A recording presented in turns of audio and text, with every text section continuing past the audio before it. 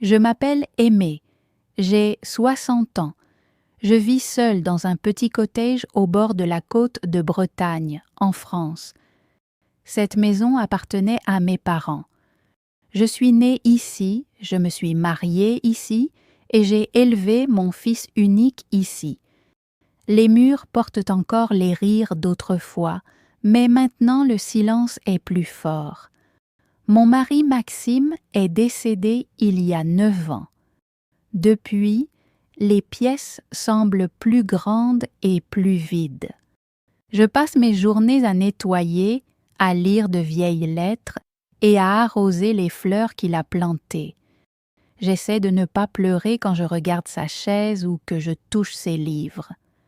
Mon fils, Liam, vit maintenant en Australie. Il est parti à l'université à 20 ans et il n'est jamais vraiment revenu. Il a étudié l'ingénierie, trouvé un emploi, rencontré une femme nommée Émilie et construit une vie très loin d'ici. Il a 2 filles que je n'ai vues qu'en photo. Au début, il m'envoyait des emails et m'appelait. Il envoyait même des cartes postales de Sydney.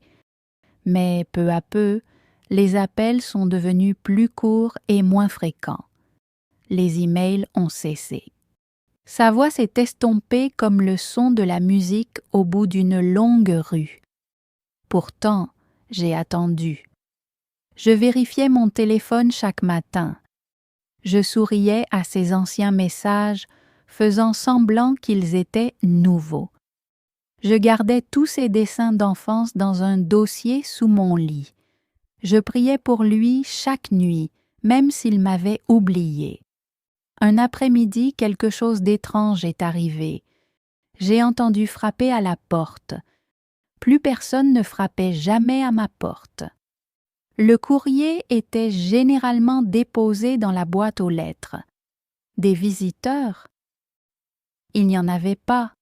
J'ai ouvert lentement et mon cœur a bondi. C'était Liam. Il se tenait là, silencieux, avec une valise à côté de lui. Il avait l'air fatigué, plus maigre qu'avant, avec des cernes sous les yeux. Mais quand j'ai vu son visage, tout ce que j'ai ressenti, c'est de la joie. Sans réfléchir, je l'ai pris dans mes bras. J'avais du mal à croire qu'il était vraiment là. Après toutes ces années, mon fils était rentré à la maison. J'ai fait du thé et sorti les biscuits aux amandes que je gardais toujours pour les jours spéciaux. Il s'est assis à la table de la cuisine, regardant autour de lui les murs familiers et les vieux meubles. Il a dit que tout avait l'air pareil. Je lui ai dit que rien n'avait changé, sauf que c'était devenu plus calme, plus lent, plus vieux. Au début, nous ne parlions pas beaucoup.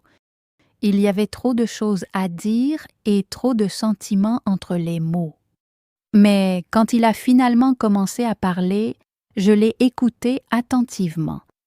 Il a dit qu'il s'ennuyait de moi et que la vie avait été trop chargée. Le travail, la famille, la pression de réussir, tout cela l'avait tenu loin. Je ne voulais pas le blâmer. Je savais comment la vie pouvait être. Mais j'avais attendu si longtemps et son absence avait laissé de profondes fissures dans mon cœur. Puis, il m'a dit quelque chose d'inattendu. Il a dit qu'il voulait m'emmener avec lui en Australie. Il a dit que je ne devrais plus vivre seule. Il a dit que sa maison avait de la place et que ses filles voulaient rencontrer leur grand-mère. Il a dit que je pourrais avoir ma propre chambre, ma propre vie, mais entourée de famille. Je ne savais pas quoi dire. Je regardais autour de la maison. Cette maison qui contenait toute ma vie. Chaque chaise, chaque tasse, chaque tableau accroché au mur avait une signification. Je ne pouvais pas imaginer tout laisser derrière moi. Mais en même temps, Liam était mon seul enfant. J'avais rêvé d'être proche de lui à nouveau. Était-ce la réponse que j'attendais? Cette nuit-là, je me suis allongée dans mon lit à réfléchir. Je me suis souvenue du jour où Maxime et moi avions ramené Liam de l'hôpital. Je me suis rappelé ses petits pieds courant sur ce même sol. Je me suis rappelé la façon dont il riait quand il était petit. Tant d'amour avait été partagé ici. Pourrais-je vraiment tout quitter? Le lendemain matin, Liam avait l'air sérieux. Il a dit que la maison était vieille et loin de tout secours. Il a dit qu'il était temps de la vendre et d'aller de l'avant. Il s'est proposé de m'aider pour tout. Il a dit que l'argent serait utile pour l'avenir, pour ma nouvelle vie en Australie. Je lui ai demandé s'il en était sûr. Il a souri et a dit que c'était la bonne décision pour nous deux. Dans les jours qui suivirent, j'ai lentement fait mes valises. J'ai donné quelques meubles aux voisins. J'ai fait don de vieux vêtements à l'église. J'ai gardé une petite valise avec quelques robes, mon livre de prière et l'écharpe de Maxime.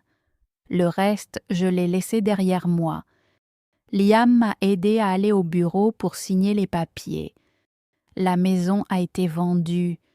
L'argent a été transféré sur son compte pour que nous puissions gérer le vol et le déménagement. Tout s'est passé vite, comme si je traversais un rêve. Un instant, j'étais encore ici. L'instant d'après, je fermais la porte pour la dernière fois. J'ai embrassé doucement le mur et j'ai murmuré un adieu à Maxime. À l'aéroport, je me sentais nerveuse et glacée. Liam tenait ma valise et m'a dit de m'asseoir. Il a dit que la porte d'embarquement était loin et qu'il allait chercher un fauteuil roulant pour moi. Il m'a dit d'attendre là. Il a dit qu'il reviendrait dans 5 minutes. Je l'ai regardé s'éloigner. Je l'ai cru. Je croyais que nous étions enfin réunis. Je croyais que c'était le début de quelque chose de nouveau. J'ai regardé autour de moi, dans cet aéroport rempli de monde et de bruit, mais je me sentais calme. J'avais retrouvé mon fils. 10 minutes ont passé, puis 20. J'ai attendu en silence, mais mon cœur a commencé à s'inquiéter. Je regardais chaque homme qui passait, espérant que ce soit Liam. Mais ce n'était jamais lui. Après 30 minutes, j'ai demandé à une jeune femme au comptoir si elle avait vu mon fils. Je lui ai dit qu'il était parti chercher un fauteuil roulant et qu'il n'était pas revenu. Elle avait l'air confuse et m'a répondu que personne n'en avait demandé un. Je me suis rassis et j'ai attendu. 40 minutes passèrent, puis 50. Je serrais mon sac contre moi. Mes mains étaient froides. Je ne savais plus quoi penser. Un agent en uniforme sombre m'a remarqué. Il s'est approché et m'a demandé si j'attendais quelqu'un. Je lui ai tout raconté. Il m'a regardé avec gentillesse et m'a demandé le nom de Liam et une photo. Je lui ai montré le billet et la photo que j'avais dans mon sac. Il m'a dit qu'il allait vérifier quelque chose et m'a demandé d'attendre. J'ai hoché la tête et je suis restée immobile. Mon cœur battait de plus en plus vite. Je regardais l'entrée, mais au fond de moi, je savais déjà la vérité. L'agent est revenu et s'est assis à côté de moi. Il a parlé doucement, comme quelqu'un qui annonce une mauvaise nouvelle. Il m'a dit que Liam était déjà monté dans l'avion, seul. Je n'ai pas pu parler. Je n'ai pas pu pleurer. J'ai fixé le sol et serré l'écharpe de Maxime contre ma poitrine. Mon fils m'avait laissé derrière lui. L'agent n'a rien dit de plus après cela. Il est simplement resté assis calmement à côté de moi, les yeux posés sur mes mains qui tremblaient sur mes genoux. Je ne pouvais pas lever la tête. Je ne comprenais pas ce qui venait de se passer. Une partie de moi croyait encore que Liam allait revenir en courant, tout expliquer, me dire que c'était une erreur, qu'il avait oublié quelque chose ou que le vol avait été retardé. Mais je savais, au fond de moi, qu'il était parti et qu'il avait tout emporté. J'ai murmuré doucement, plus pour moi-même que pour l'agent. Il m'avait fait une promesse. Il avait dit que nous partirions ensemble. Il avait dit que je ne serais plus jamais seule. L'agent a hoché la tête lentement. Je suis vraiment désolée, Aimée. J'ai fermé les yeux. Je voulais crier, mais aucun son n'est sorti. J'avais déjà vendu ma maison. Je lui avais donné tout ce que j'avais. Je lui faisais confiance parce que c'était mon fils. Mais maintenant, tout ce qu'il me restait, c'était une petite valise et une écharpe. Plus de maison, plus d'argent, plus de famille. L'aéroport me semblait trop grand maintenant, trop bruyant. J'étais petite et invisible, perdue dans une foule d'inconnus. Je ne savais pas quoi faire. Je n'avais plus de crédit sur mon téléphone, aucun contact, aucune adresse à laquelle retourner. Même la femme au comptoir m'avait regardée comme si je n'avais pas ma place ici. L'agent a repris la parole. « Aimée, avez-vous quelqu'un à appeler ?» J'ai secoué la tête. « Non, je n'ai personne. » Il s'est arrêté, m'a regardé longuement, puis s'est levé. « Venez avec moi. Vous ne pouvez pas rester ici. Laissez-moi vous emmener dans un endroit sûr. » J'ai hésité. Je n'étais jamais allée nulle part avec un inconnu, mais quelque chose dans sa voix me semblait calme et sincère. Je me suis levée lentement, en m'appuyant sur l'accoudoir pour garder l'équilibre. Il a porté ma valise et a marché à mes côtés. En traversant l'aéroport, je me sentais gênée. Tout le monde était pressé, courait pour attraper un vol, riait, prenait des selfies. Et moi, une vieille femme, je marchais à côté d'un policier comme une enfant perdue. Nous nous sommes arrêtés près du parking. Il a ouvert la porte passager d'une petite voiture et m'a aidé à m'installer avec douceur. « C'est un court trajet, » dit-il. « Ma maison n'est pas loin. » Il s'appelait Miguel. Il m'a dit qu'il vivait avec sa femme, Elena. Il parlait d'elle avec tendresse. Il a dit qu'elle travaillait dans une petite bibliothèque et qu'elle adorait faire du pain le dimanche.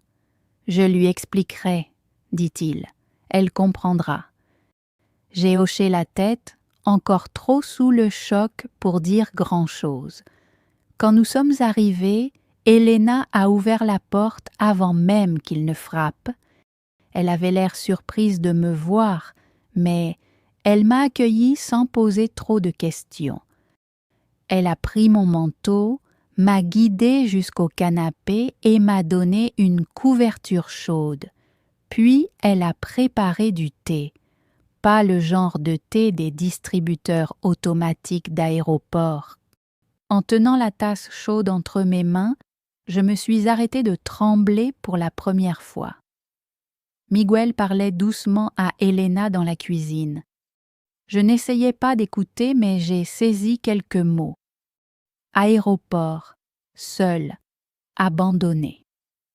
Elle me regardait de temps en temps, ses yeux doux et tristes. Au bout d'un moment, elle est venue s'asseoir à côté de moi. « Vous êtes en sécurité maintenant, » dit-elle doucement. « Ne vous inquiétez pas. » J'ai hoché la tête et des larmes ont coulé sur mes joues. Je ne savais même pas vraiment pourquoi je pleurais. Était-ce de la tristesse, de la colère, du soulagement? Peut-être tout à la fois. Cette nuit-là, ils m'ont laissé dormir dans leur chambre d'amis. Elena m'a apporté des serviettes propres et un pyjama chaud. Elle a même placé une petite plante sur le rebord de la fenêtre. « Pour la paix », dit-elle. Je me suis allongée sur le lit, fixant le plafond, en pensant à Liam déjà dans les airs, à des milliers de kilomètres. Je me demandais s'il pensait à moi. Je me demandais s'il avait tout prévu, s'il avait jamais vraiment eu l'intention de m'emmener avec lui. J'ai essayé de dormir, mais les souvenirs m'en empêchaient. Le lendemain matin, Miguel était déjà parti travailler. Elena m'a préparé le petit déjeuner, du pain frais, du fromage et du lait chaud. Elle m'a demandé si je voulais aller marcher un peu plus tard. Je lui ai dit que je ne me sentais pas prête. « Prenez votre temps, dit-elle. Cette maison est la vôtre pour l'instant. Il n'y a aucune urgence. » Je me suis assise près de la fenêtre pendant la majeure partie de la journée, regardant les arbres dehors. Je serrais fort l'écharpe de Maxime. Je ne cessais de penser « Qu'ai-je fait de mal ?» Mais il n'y avait pas de réponse. Les jours passaient. Miguel rentrait chaque soir avec quelque chose pour moi. Un livre de jeux, des fruits, une brosse à cheveux. Il ne demandait rien en retour. Elena me traitait comme une mère, pas comme une invitée. Un soir, Miguel est rentré le visage pâle. Il marchait lentement, la tête baissée. Elena a vu que quelque chose n'allait pas et l'a suivi dans la cuisine. J'écoutais depuis le couloir. J'ai entendu sa voix, basse, pleine de douleur. Volcu 78. Il s'est écrasé. Elena a poussé un cri. Aucun survivant? Miguel n'a rien dit au début. Puis il a répondu. Tous disparus. Mes jambes se sont dérobées. Je suis retournée dans le salon, je me suis assise et j'ai fixé le mur. Il ne me l'avait pas dit. Il ne voulait pas me faire encore plus de mal. Il pensait que j'avais besoin d'être protégée et peut-être que c'était vrai. Parce que même si Liam m'avait trahi, même s'il m'avait abandonnée, il restait mon fils. Je priais encore pour lui. Je rêvais encore qu'il reviendrait pour me dire pardon. Miguel est entré lentement dans la pièce. Il s'est assis à côté de moi. Je ne lui ai rien demandé. Je savais déjà. Je l'ai regardé et j'ai dit « Merci de ne pas me l'avoir dit plus tôt. » Il a hoché la tête. « Je voulais d'abord vous laisser vous reposer. Cette nuit-là, j'ai pleuré en silence pour ne pas qu'Elena m'entende. J'ai pleuré pour le fils qui m'avait quitté, pour l'enfant que j'avais aimé toute ma vie. J'ai pleuré pour la perte, pour la trahison et pour le petit garçon qui dormait autrefois dans mes bras. Mais j'ai aussi pleuré parce que je n'étais plus seule. Je n'avais plus de famille de sang, mais j'avais trouvé autre chose. La bonté. Miguel et Elena m'avaient offert ce que mon propre fils n'avait pas su me donner. De l'attention, de la tendresse et de l'honnêteté. Un jour, Elena m'a demandé si je voulais un jour retourner au village, dans mon ancienne maison. J'ai secoué la tête. J'ai déjà perdu cette maison, ai-je dit, mais j'ai trouvé un nouveau foyer ici. Les jours ont commencé à passer plus doucement. La douleur dans ma poitrine n'avait pas disparu, mais elle était devenue plus silencieuse, comme une vieille chanson qui ne me faisait plus pleurer. Je pensais encore à Liam chaque matin. Je gardais toujours la photo de lui enfant sur la table de nuit près de mon lit. Mais maintenant, quand je regardais son visage souriant, je ne demandais plus pourquoi. Je murmurais simplement « J'espère que tu as trouvé la paix ». Elena m'a doucement intégrée dans sa vie comme si elle plantait une fleur et attendait patiemment qu'elle s'ouvre. Elle ne me forçait pas à parler ni à faire quoi que ce soit. Elle m'incluait simplement, petit à petit. Un matin, elle m'a demandé si je pouvais l'aider à plier le linge. Un autre jour, elle m'a invité à l'aider à faire du pain. Elle m'a dit que son pain ne levait jamais comme celui de sa mère. J'ai ri doucement et je lui ai montré comment réchauffer le saladier d'abord. Ce jour-là, le pain était parfait. Nous avons toutes les deux souri comme des enfants. Miguel continuait à travailler de longues heures, mais il trouvait toujours un moment pour moi. Il ramenait de petites choses, un recueil de poèmes, une écharpe avec des fleurs comme celle de mon ancien jardin, ou ma confiture d'abricot préférée. Il ne disait pas grand-chose, mais je sentais son cœur dans chaque petit geste. Un soir, je lui ai dit « Tu me rappelles Maxime ». Ses yeux se sont adoucis. « C'est la plus belle chose qu'on m'ait jamais dite », répondit-il. Le dimanche, nous allions tous ensemble au parc. Elena préparait un panier avec des sandwichs et des pommes, et j'apportais un thermos de thé à la menthe. Nous nous asseyions sur un banc sous les arbres. Je regardais les jeunes familles courir autour de nous. Les enfants riaient. Les chiens aboyaient. Le monde continuait d'avancer. Et moi, une vieille femme oubliée, j'étais là, au cœur de tout cela. Pas invisible, mais bien présente. Un soir, en rentrant du parc, nous sommes passés devant un petit centre communautaire. Une pancarte était affichée dehors, bénévoles recherchés. Aider les personnes âgées, enseigner un savoir-faire, partager une histoire. Elena s'est arrêtée et a dit « Tu as tant à partager, Aimé. Tu voudrais essayer ?» Je n'ai pas répondu tout de suite. Je ne savais pas si quelqu'un voulait vraiment entendre mes histoires, mais quelque chose en moi, une petite lumière, a vacillé et a murmuré « Peut-être ». La semaine suivante, j'ai visité le centre. Ça sentait la soupe et la peinture. Une femme nommée Carmen m'a accueillie avec une étreinte. Elle m'a demandé si je pouvais donner un petit cours de cuisine.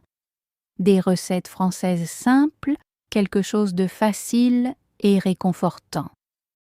J'ai souri. Je sais faire un ragoût de lentilles qui les fera pleurer. Chaque mercredi après cela, je mettais un tablier propre et j'enseignais à 5 dames âgées et 2 jeunes élèves comment couper des oignons sans pleurer, cuire du riz sans qu'il colle et plier les bords d'une empanada à la perfection. Ils m'appelaient Aimé. Cela faisait des années qu'on ne m'avait pas appelé ainsi. Je partageais aussi des histoires, à propos de Maxime, de mon jardin et, oui, de Liam. Je ne parlais pas avec colère. Je disais la vérité, mais avec douceur. Certaines hochaient la tête avec compréhension. D'autres écoutaient, les yeux grands ouverts. Une jeune fille t'a dit « Tu devrais écrire ta vie ». J'ai ri et répondu « Qui voudrait bien la lire ?» Mais ces mots sont restés avec moi. Un matin, alors que je me rendais au marché, je suis passée devant une librairie. Un carnet dans la vitrine a attiré mon regard. Il avait une couverture bleue avec des étoiles blanches. Je suis entrée, je l'ai pris et je l'ai acheté avec les quelques pièces que j'avais dans la poche. Ce soir-là, j'ai commencé à écrire. Pas pour quelqu'un d'autre, juste pour moi. J'ai écrit sur mon enfance, sur mon amour pour Maxime, sur la première fois où j'ai tenu la petite main de Liam. J'ai écrit sur l'attente, sur le silence, sur le moment où j'ai entendu frapper à la porte. J'ai écrit sur la trahison et sur la bienveillance, sur la perte d'un fils et sur ce que j'avais trouvé sans m'y attendre. Chaque fois que je finissais une page, je me sentais plus légère. Comme si la douleur n'était plus enfermée dans ma poitrine, mais reposait doucement sur le papier où je pouvais la regarder, lui pardonner et la laisser partir. Miguel est tombé sur le carnet un jour. Je l'avais laissé sur la table par accident. Il ne l'a pas lu.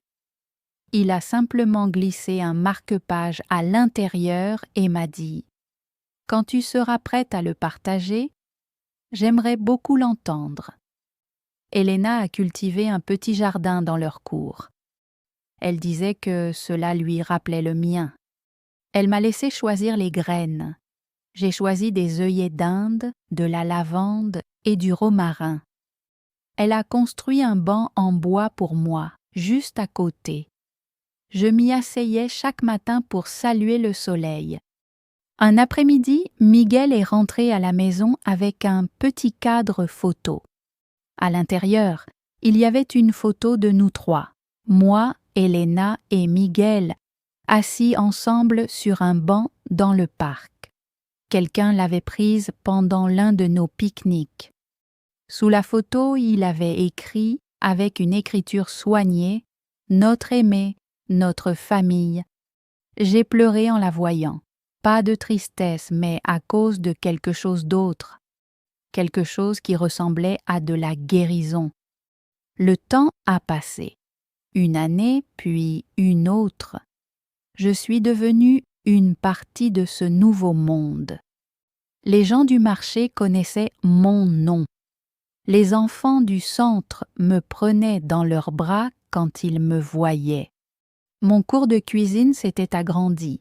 J'y enseignais plus que des recettes. J'enseignais la mémoire et l'attention.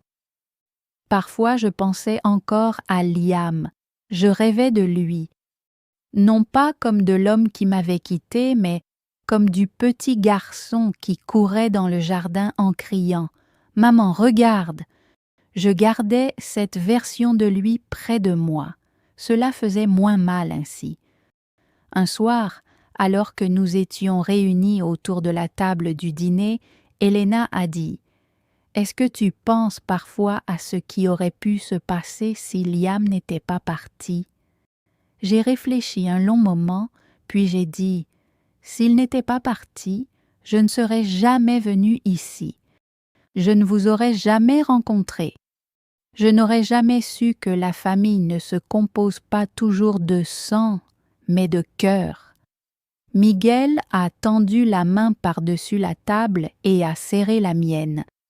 Et à cet instant, j'ai su que j'avais perdu un fils, mais que j'avais trouvé quelque chose d'aussi précieux. L'amour, la dignité et un foyer où j'étais désirée. Tout ce qui nous brise ne nous détruit pas forcément. Certaines choses nous ouvrent pour que la lumière puisse entrer. Si cette histoire a touché votre cœur, n'oubliez pas de liker, commenter et partager. D'autres histoires émouvantes et inspirantes arrivent bientôt.